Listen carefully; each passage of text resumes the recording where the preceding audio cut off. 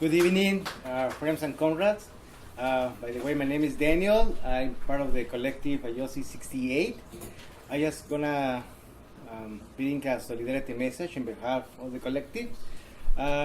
So our organization supports the struggle of the Students Federations of Mexico, the Socialist Student Federation of Mexico. There is an organization that they are part like at 29 boarding schools in Mexico. They are mainly for the sons and daughters of teachers and the working class. These schools are boarding schools that practically train teachers in order to bring the first letters, literacy, to the poor communities in the mountains in Mexico. And also, these schools, they were built after the Mexican Revolution as an effort to fight for the land reform.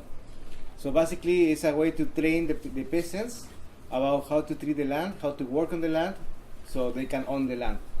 So, but in these days, after the NAFTA agreement with Canada and the US, these schools began to be an enemy of the state, and the violence and repression that for that school has escalated and reached the point that in September 26, 43 students at the school, they were kidnapped by the Mexican army in collusion with the drug dealers. So far, we haven't know what's going on with the guys.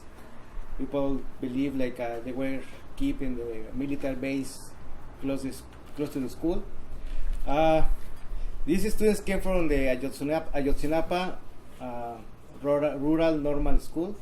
This school like keeping fighting at different levels. Some of the members of the school, they were part of the guerrilla movement in Mexico during the 60s and 70s. They also are part of the Communist Party of Mexico. They also part of the struggle for land reforms in Mexico. They also as part of the urban fights for housing and education in the urban cities.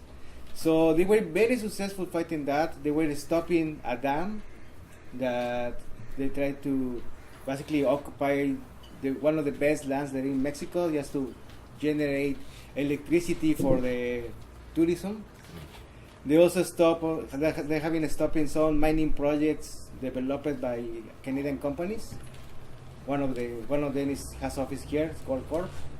So this is why they began to be a really high level target, because they've been struggling against the imperialism, against capitalism. On the last 3 weeks, the generation, the students and the comrades of those who lost the 43 comrades, they successfully graduated from the school, and after graduation they're gonna keep fighting and struggling and looking for their comrades. Okay, thank you.